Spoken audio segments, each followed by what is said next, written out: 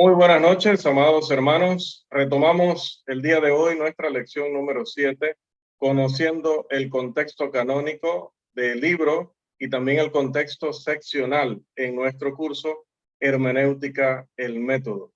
En nuestra última lección estuvimos tocando el segundo punto que trata el contexto del libro. Y decíamos, inspecciona el libro. ¿De qué se trata el libro? Como unidad completa. ¿Qué dice en sus detalles y cómo lo dice, cómo lo explica? ¿El autor se identifica a sí mismo o nos toca reconocerlo, identificarlo? También tenemos, analiza el libro o identifique su audiencia primero, ¿no? Identifique su audiencia. Luego analice el libro, cuál es el tema general de este libro, de esta epístola o carta. Si es un libro de historia, si es de poesía, si es profecía, si es biografía, si es ley o es alabanza, o quizá tiene una combinación de varias de estas características literarias. Eso es analizar el libro. Y finalmente defina, aparte de su bosquejo, el problema o problemas que el escritor trata de resolver o trata de plantear en su exposición.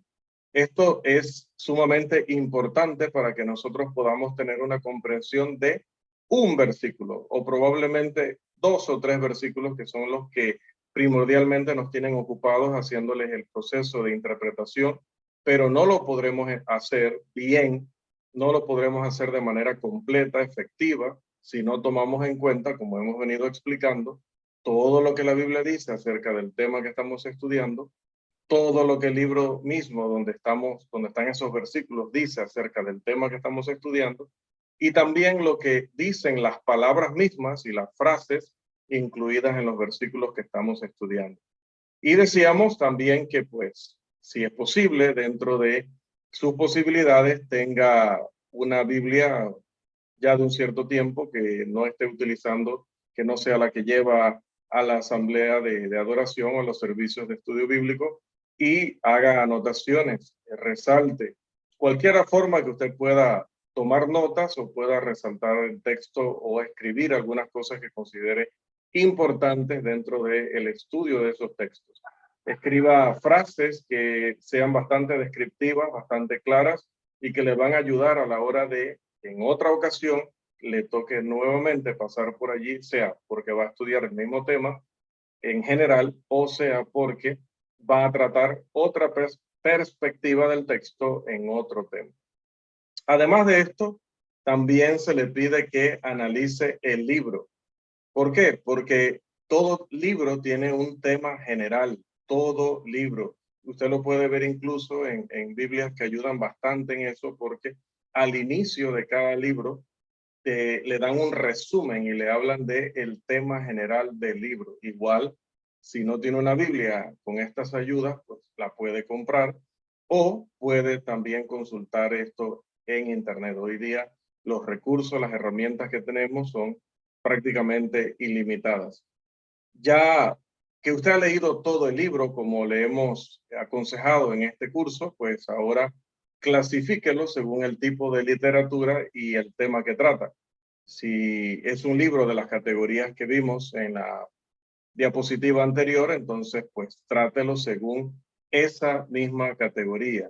Sea que uno es de poesía, sea que el otro sea de historia, etcétera. Que nosotros podamos realmente apreciar el libro y entender el libro según la categoría del libro que es. Bien. No entiendo la pregunta, Christopher.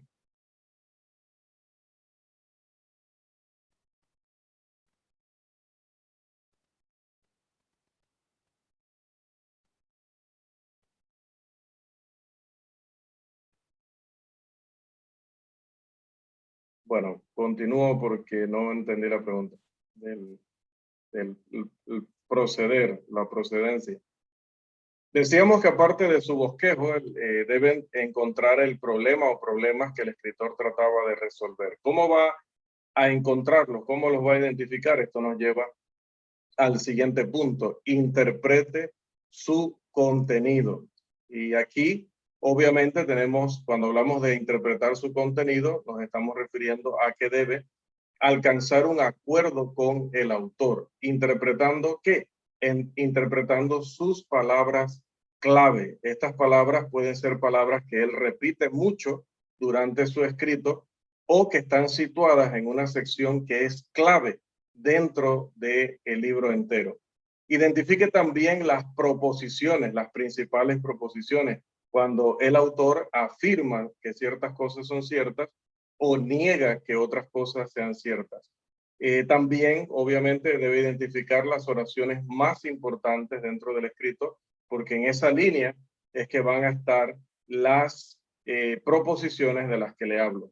Otra vez, ya usted debería conocer los argumentos de este autor y determinar cómo encajan ellos en el flujo general, en el pensamiento, en la idea general que está desarrollando el autor. Y determine sobre todo cómo desarrolló específicamente el problema que está tratando en esa sección o que está tratando en el libro entero. A veces esto se hace, o a veces el autor, perdón, declara cuál es su propósito y a veces no lo hace. Y cuando él no lo hace, pues toca descubrirlo. Un ejemplo clásico de un autor que declara su propósito,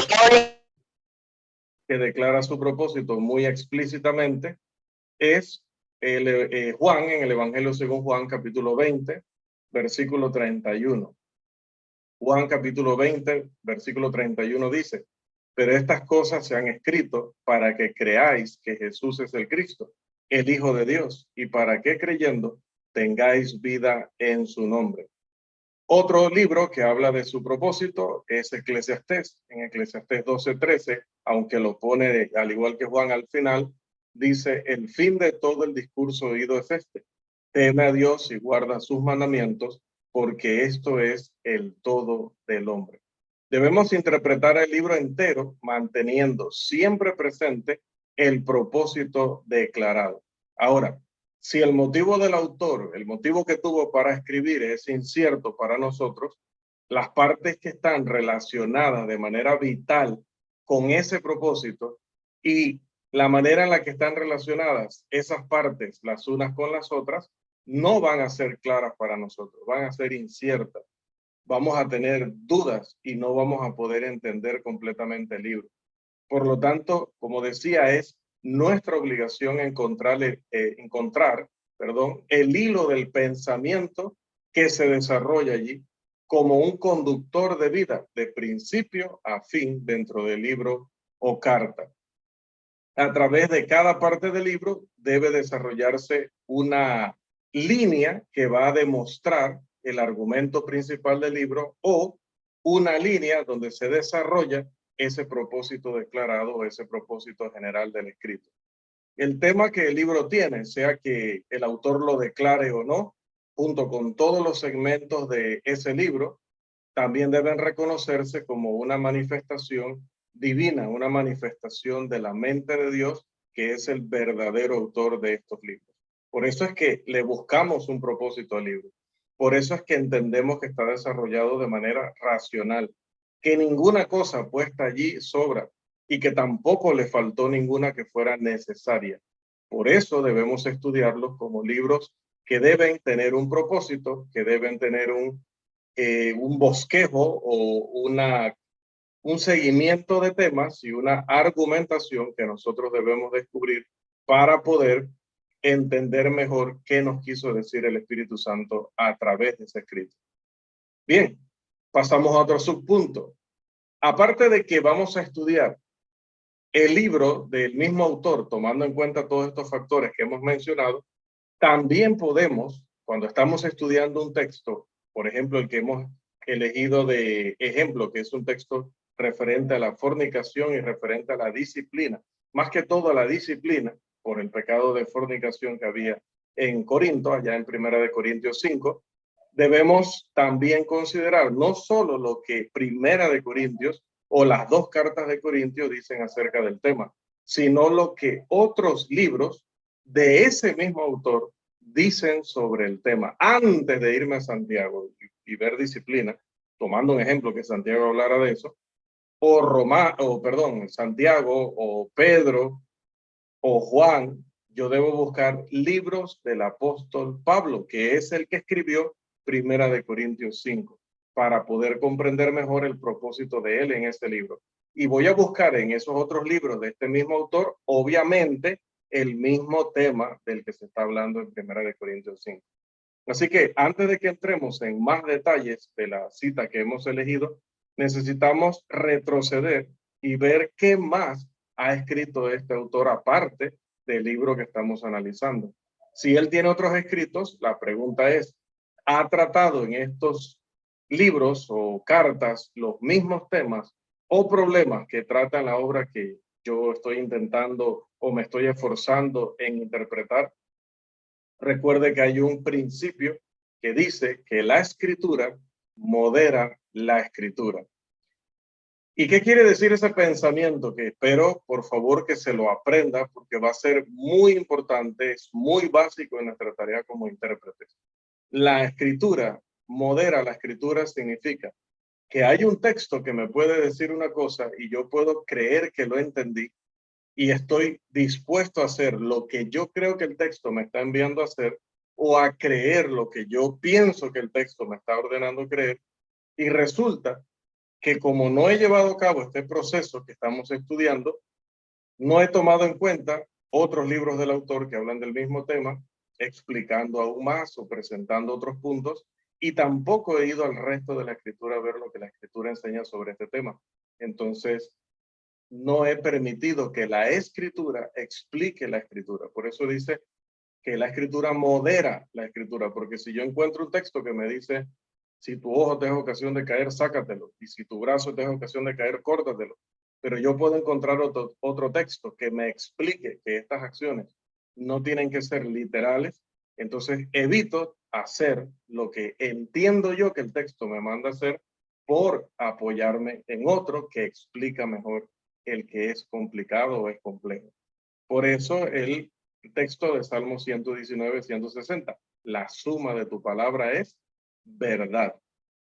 Entonces, amados, continuamos en ese mismo proceso. Note que no es fácil y tengo que reconocerlo, que todo esto es un gran trabajo, todo esto lleva tantos pasos, todo esto lleva tanto desarrollo, tanto trabajo, que definitivamente hacer una exégesis y no depender de lo que otro me explique, no es un trabajo para nada fácil.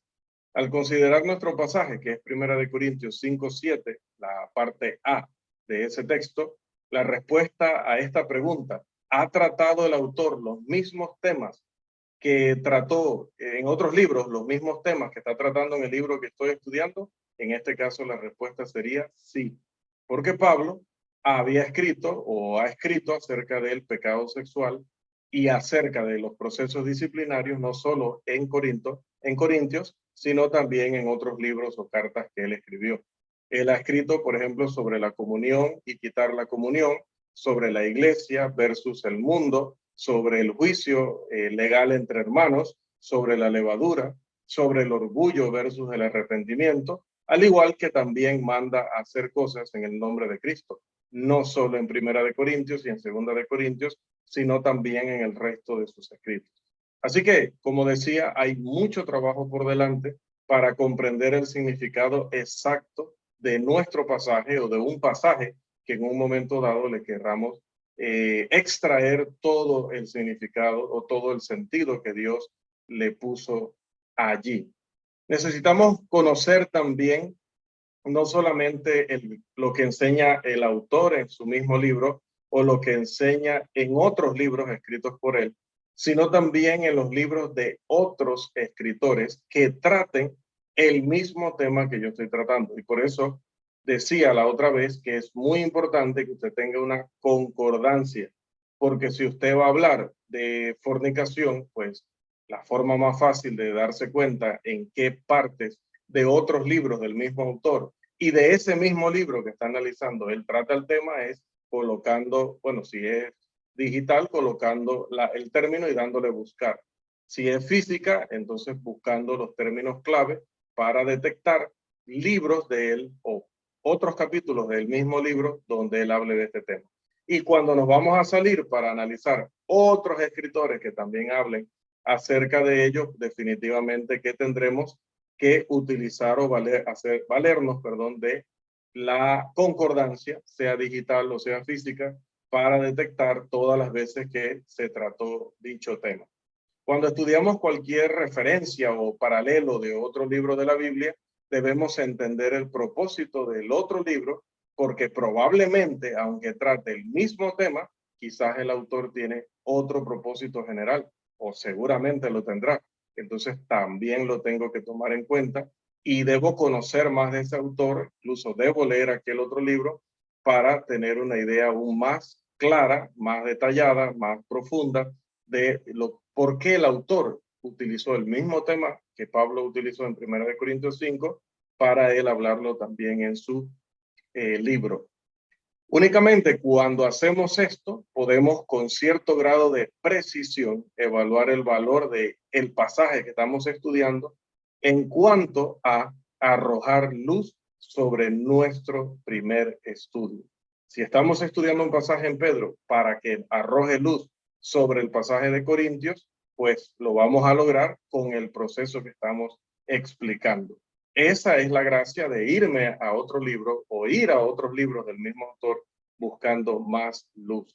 Cuando estudiamos estos otros pasajes, generalmente descubriremos que un pasaje de esos es más definido o es más claro que el pasaje que nosotros estamos estudiando.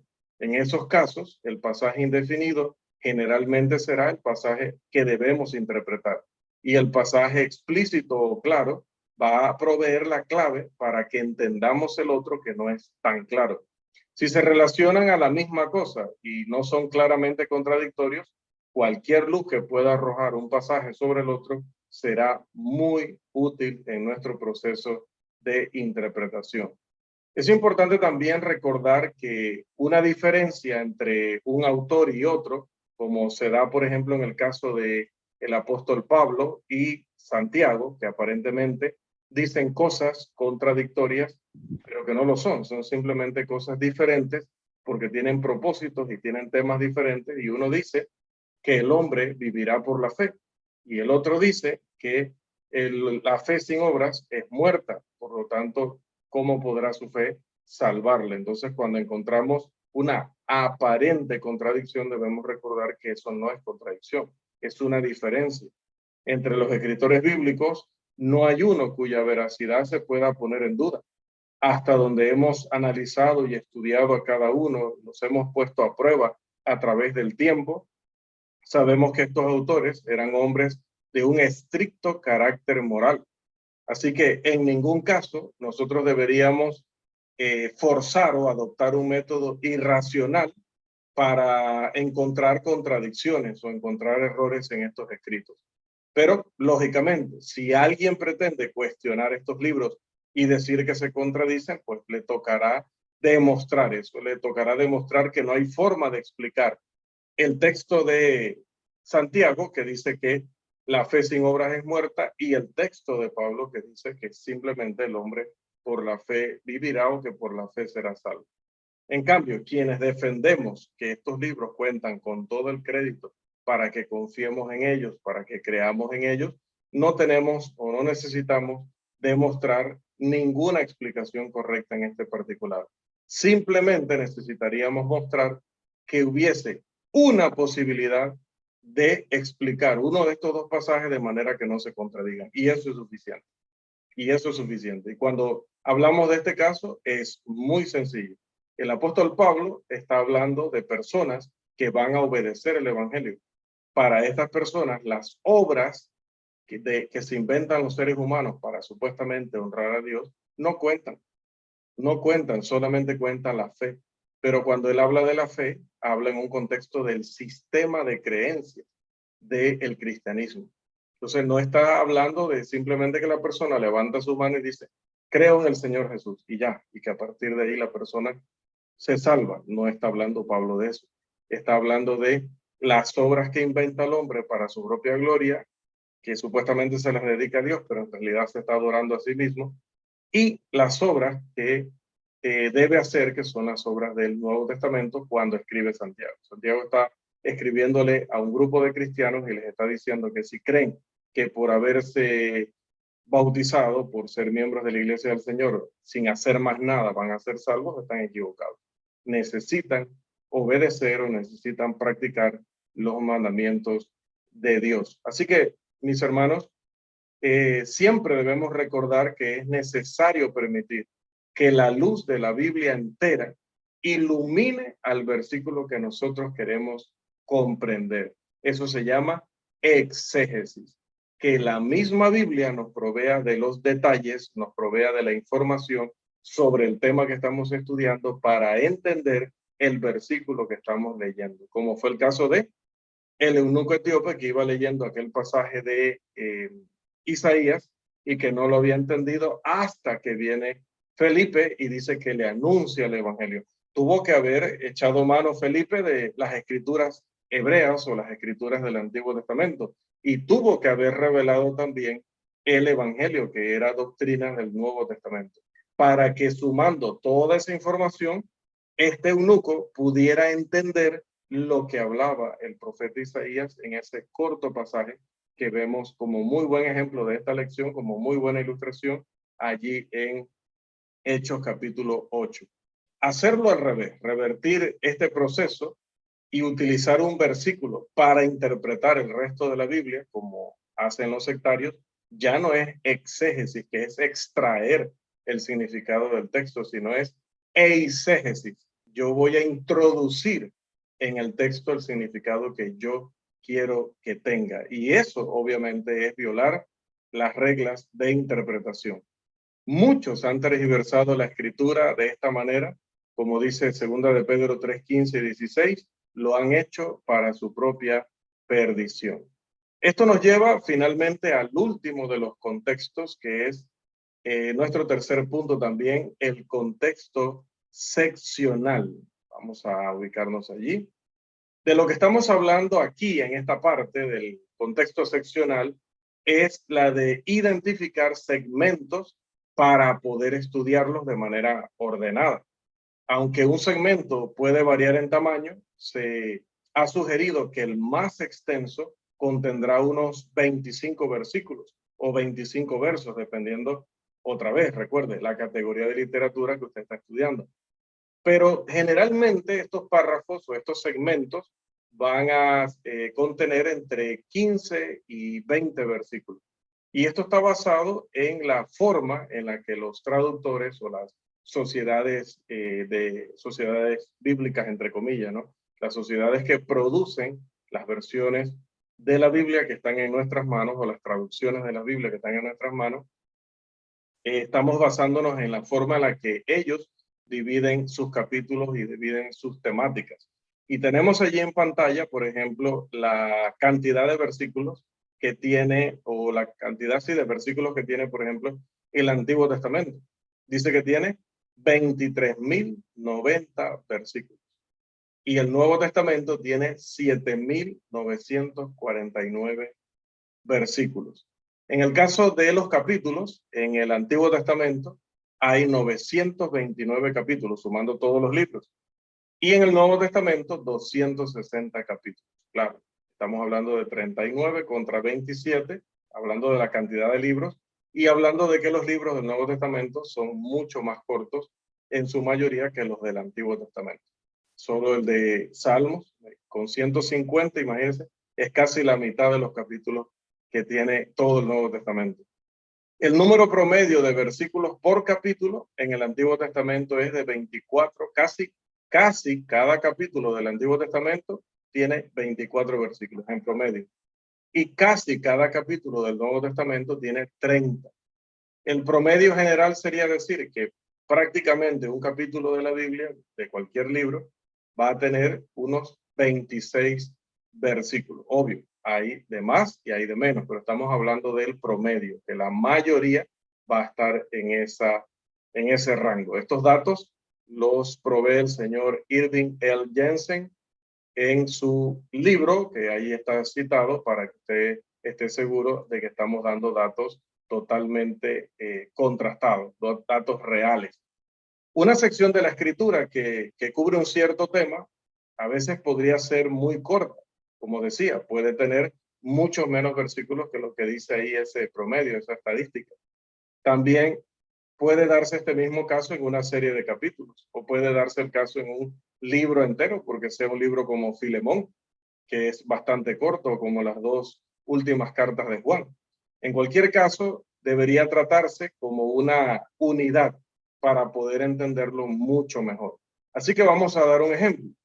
Vamos a tomar una carta que no es tan corta, ¿no? Una carta de 16 capítulos, como es Primera de Corintios, y vamos a dividirla en secciones para poder estudiarla mejor. Eso es lo que se refiere al contexto seccional.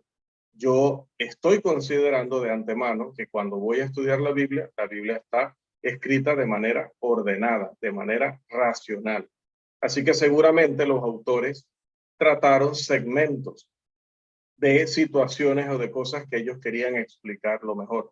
Si yo puedo identificar esos segmentos y ponerle un nombre que no tiene que ser un nombre revelado sobrenaturalmente. Usted, aquí le voy a sugerir algunos nombres, pero usted les puede poner otros manteniendo la misma idea.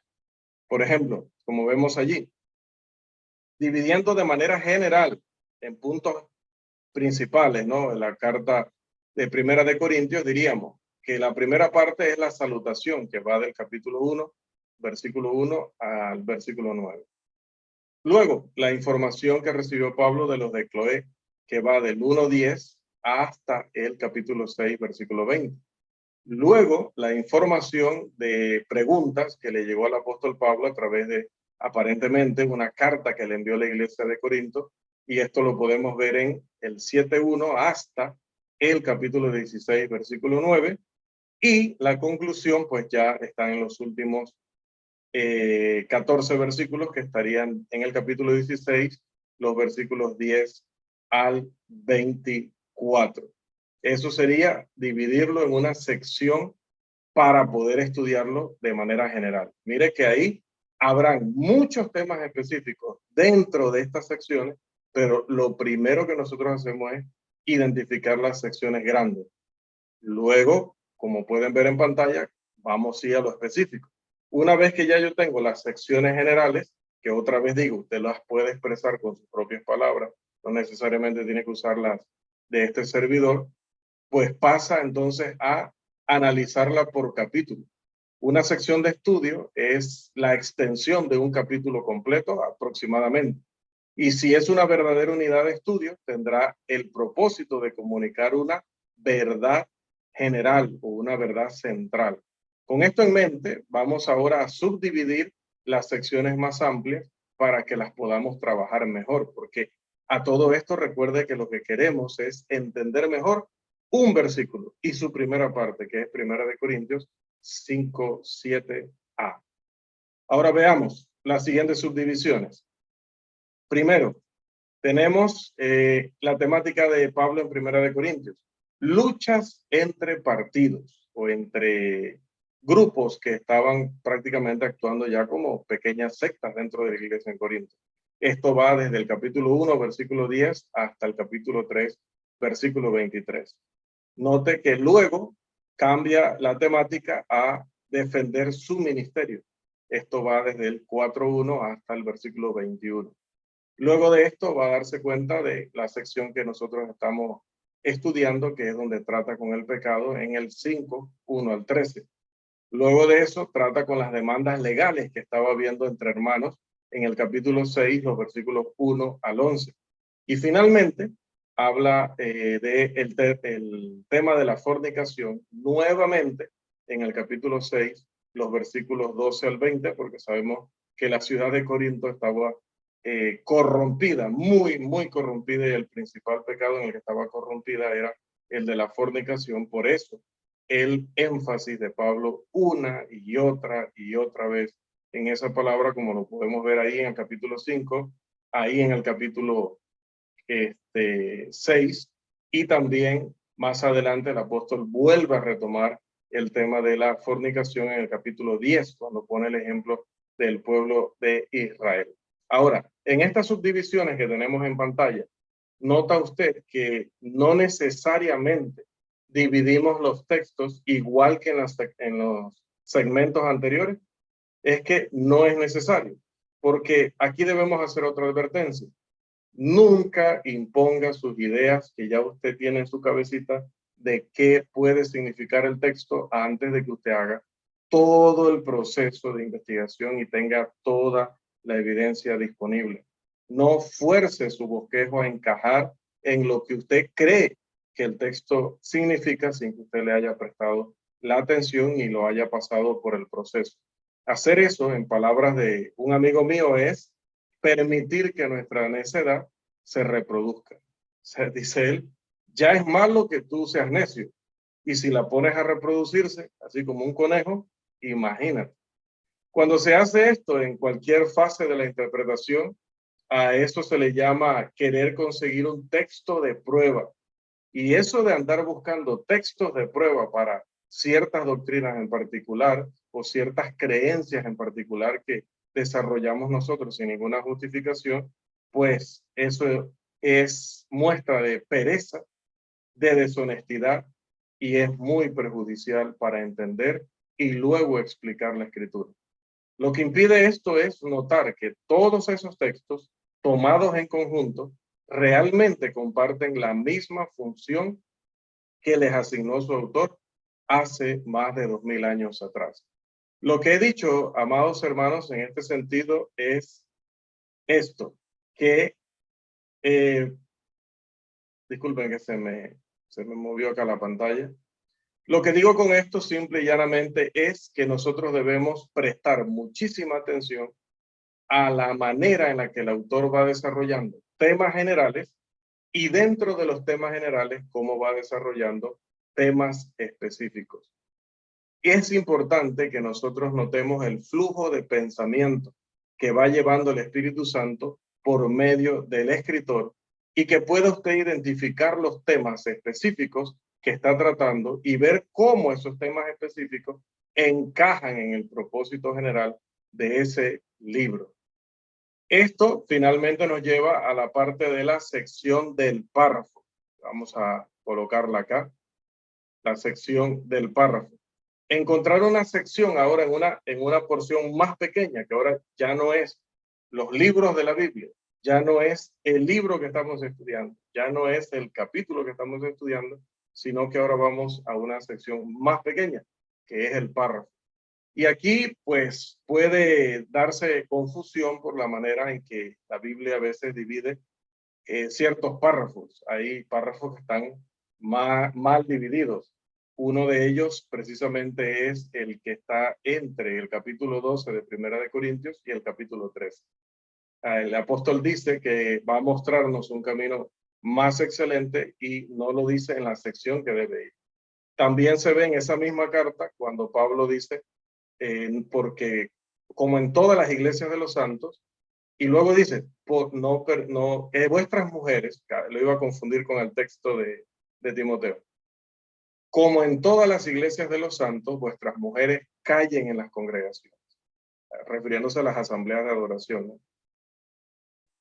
Esa parte, como en todas las iglesias de los santos, debía ir junta con la instrucción acerca de las mujeres, pero no se hizo así, se dividió y se colocó arriba en el texto anterior y luego se desapegó de la otra parte, pero eso se evita otra vez a través de la hermenéutica, dándonos cuenta de cómo el apóstol Pablo viene desarrollando el tema. Va a establecer que esto no solamente lo estaba pidiendo en Corinto, porque las mujeres allí eran muy liberales, no, es que lo que estoy pidiendo aquí por la problemática muy particular que ustedes tienen es lo mismo que he pedido y exijo de parte del Señor en todas las iglesias de los santos.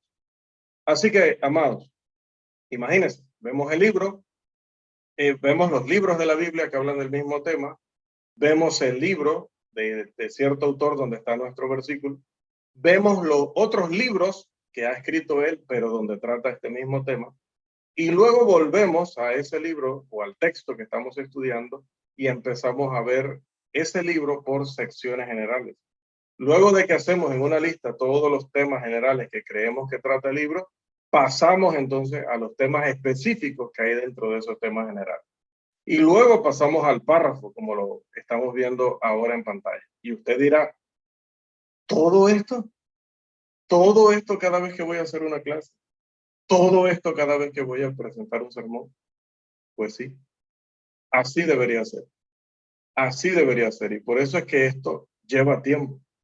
Y por eso es que no es nada fácil llevar el trabajo en la iglesia, porque nosotros a veces tenemos que dar 2 clases por semana, un sermón por lo mínimo cada 15 días, me decía el otro día un hermano, y además otras cosas que tienes que atender dentro de la iglesia. Y si todo este es el proceso, cada vez que nosotros queremos entender un texto para luego explicarlo también a la congregación, imagínense el trabajo que lleva. Voy a recomendarle, antes de cerrar la lección de esta noche, voy a recomendarle que cuando va a llevar a cabo este trabajo, se deje acompañar de muy buenas herramientas para esto. Le voy a recomendar, obviamente, la traducción Reina Valera de 1960, que a pesar de que no es perfecta, pues es una traducción muy, pero muy fiel al original. No es una traducción dinámica donde el traductor empieza más bien a explicar y a interpretar en lugar de transmitir lo que está en el texto original. La Reina Valera de 1960 es muy seria en eso. Lo que pasa con ella es que a veces, no a veces, voy a reconstruir la frase. Lo que pasa con la Reina Valera es que cuando se tradujo y cuando se revisó, no se habían descubierto una cantidad de manuscritos que ha ayudado a los traductores modernos a todavía determinar mucho mejor el significado de ciertos términos y ciertas expresiones que pues Casiodoro de Reina y Cipriano Valera pues, no tenían acceso a esa información en el momento que hicieron esta traducción. Así que no le veo mala intención a la traducción, sino más bien que había lagunas en ciertas cosas y ellos se basaron en lo que tenían a mano en ese momento. Pero en general es una excelente traducción y deberíamos usarla, como mencionaba el otro día, cuando hacemos lectura pública. Y lectura pública lo hacemos aquí en el curso y lectura pública hacemos en la iglesia y lectura pública hacemos en el evangelismo. Tratemos de usar la versión convencional para no confundir a las personas y no tener que entrar en explicaciones de que si esta Biblia, si la Biblia que usted usa es diferente, la mía es rara, etc. También les recomiendo, obviamente, tenemos a Steven aquí, si no lo hago, Steven no me asiste a una clase más, les recomiendo la versión La Biblia de las Américas, que es una traducción que al igual que la Reina Valera, pues trata de ser muy, pero muy fiel a los originales del Antiguo y del Nuevo Testamento y trata de modernizar un poquito más el lenguaje, ¿no? Ella sí corrige ciertas expresiones que eran demasiado antiguas, que ya no se utilizan hoy, que están en la Reina Valera, ella las expresa en un lenguaje contemporáneo, pero sin abusar. Son pequeñas diferencias y solo cuando ellos consideran que es demasiado necesario, porque obviamente, por ejemplo, un término como atravesar durante muchos años, atravesar, perdón, traspasar es el término, durante muchos años, traspasar tenía que ver con atravesar de lado a lado un objeto, una persona, etcétera. Atravesarlo era como perforarlo, penetrarlo, pero ahora traspasar, hablamos de traspasar para pasar una cosa de un lado a otro. Entonces hay términos que en aquella época pues tenían un sentido, un significado y que ya no lo tienen hoy. O ya el término no refleja realmente lo que quiso decir el autor original. Allí es donde entra la Biblia de las Américas. También les recomiendo la Biblia textual y creo que de entre las 3 que le acabo de recomendar es la mejor que le puedo recomendar. La Biblia textual, incluso ya la tienen muy bonita, editada y la presentación, el material en el que viene, muy, muy bonito y muy bueno. La puede conseguir por allí en las librerías cristianas, que no le voy a mencionar una en específico porque no hacemos propaganda aquí hasta que nos paguen. El Textus Receptus, que lo puede encontrar también en internet. Desconozco si tiene interlineal con alguna versión en español. porque lo conozco con interlineal, con versión en inglés, pero si hubiera una en español, pues y la puedo encontrar por allí y enviárselo, se lo enviaré con mucho gusto. Y obviamente el Nuevo Testamento griego también interlineal. Estas herramientas van a señalar mejor los párrafos, van a ayudarnos a identificar mejor los capítulos, los versículos, incluso las divisiones temáticas, aparte de, obviamente, el contenido que nos proveen a través de toda la información que estas herramientas tienen. La principal característica, amados, de un párrafo es que tiene un tema unificado. Todo el párrafo va a tratar de argumentar o explicar un único tema.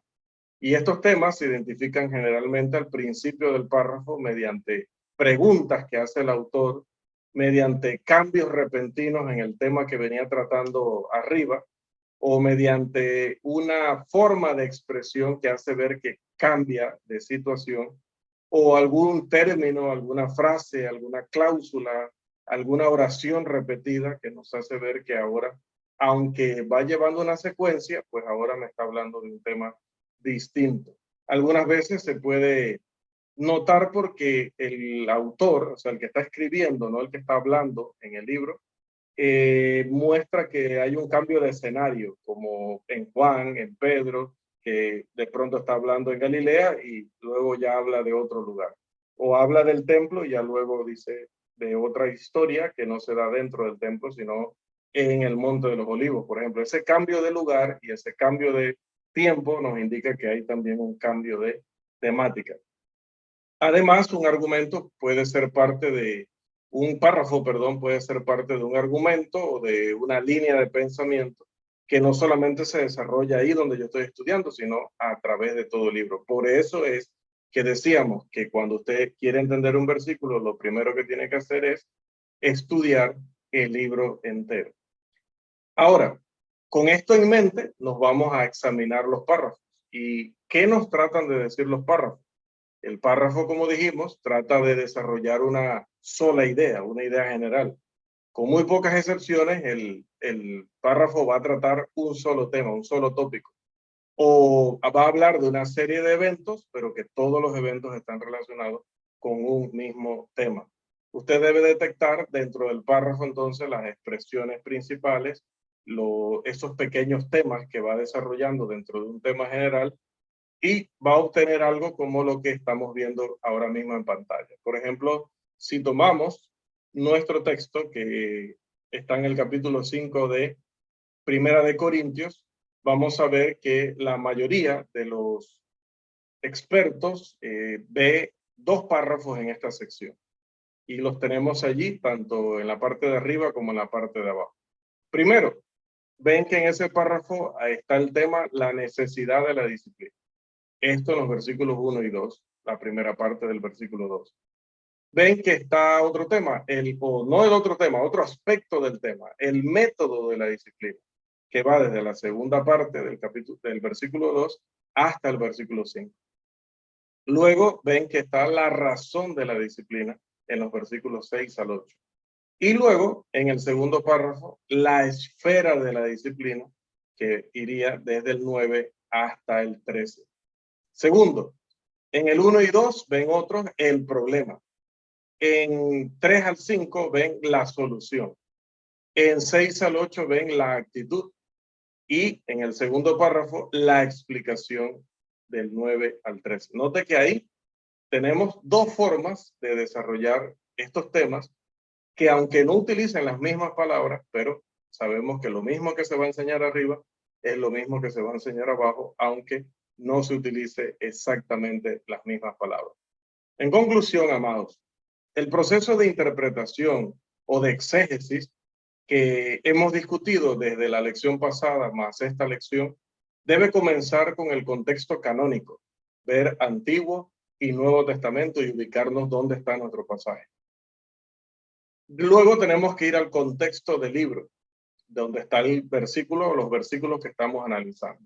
Y luego movernos dentro del contexto seccional, es decir, qué segmentos hay en ese libro y dónde, en qué segmento cae el texto que yo estoy estudiando. Pero este proceso va a continuar a través luego de las palabras las frases y luego las palabras individuales que hay en los versículos que estoy estudiando. Habiendo hecho esto, debo volver a repasar el contexto canónico, debo volver a repasar el contexto del libro, debo volver a repasar los otros libros escritos por el mismo autor, debo repasar los temas, los mismos temas tratados por otros autores para estar seguro de que ese proceso que llevé hasta el versículo específico se mantiene intacto. Significa que he hecho bien mi trabajo, ¿no? Si cuando estamos volviendo en el análisis de las palabras individuales a través del contexto, se nos olvida cómo había que hacerlo, definitivamente vamos a violar el proceso y estaremos echando a perder todo el proceso de interpretación. Ahora, tomemos el libro, en este caso Primera de Corintios, y releámoslo completo una vez más, ya luego de que hayamos terminado asumiendo que hemos hecho bien el proceso. Y hagámoslo en una sola jornada de lectura, no una parte hoy y una mañana, no, en una sola jornada de lectura, los 16 capítulos. Después de que hayamos acabado, otra vez repito, nuestro análisis. Asegúrese de que su labor está completa y que no ha cometido errores ni omisiones durante este importante proceso.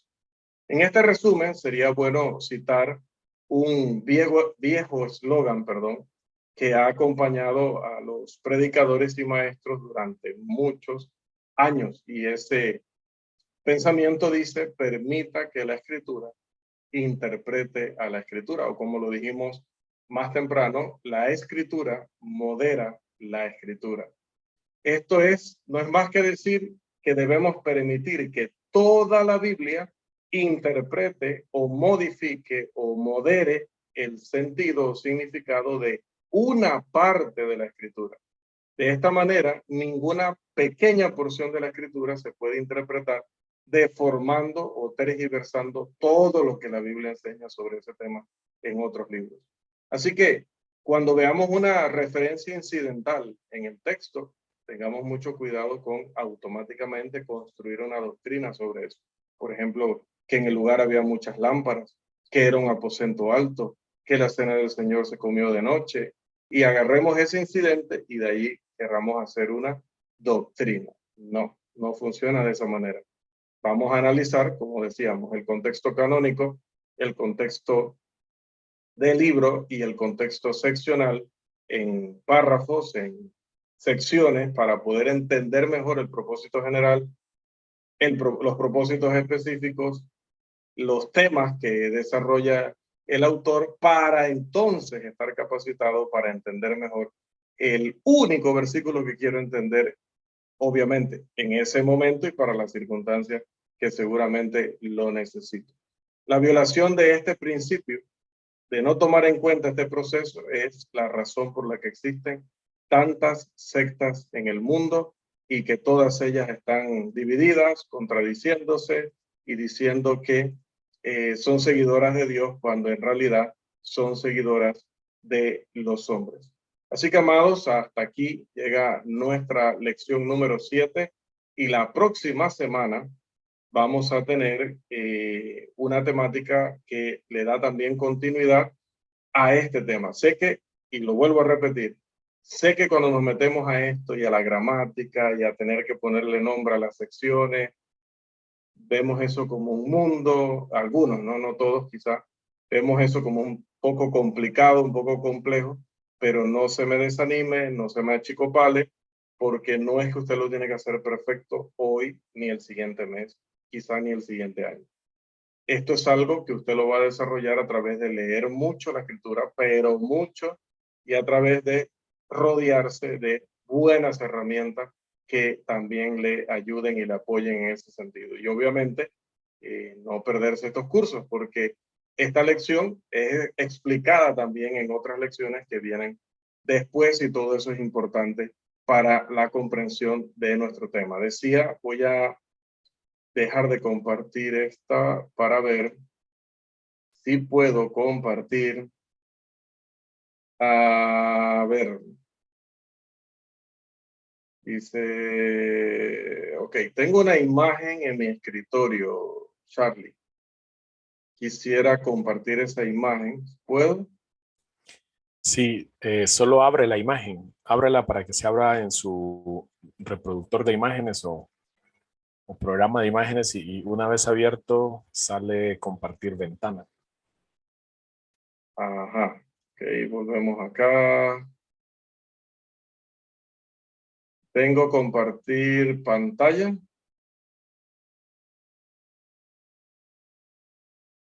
Correcto, y ahí debe salir una opción de compartir ventana, una ventana específica que esté abierta. Ok, ahí están viendo entonces. Sí, Sí, excelente. Muchas gracias, Carlos.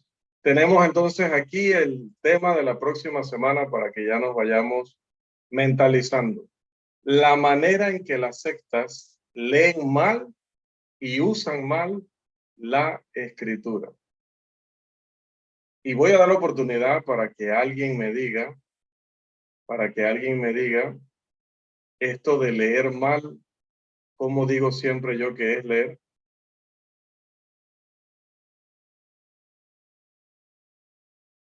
Leen la Biblia, ¿cómo?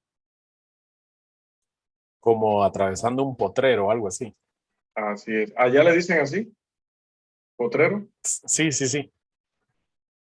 como quien cruza o atraviesa un potrero. Correcto, correcto. Un dicho de nuestro amado y ya afinado hermano Julio Cruz. Así que, varones amados, llegamos hasta aquí, como decía en nuestra lección número 7, y ya anunciamos el interesante tema que vamos a estar viendo la próxima semana, si el Señor nos da vida, salud y oportunidad.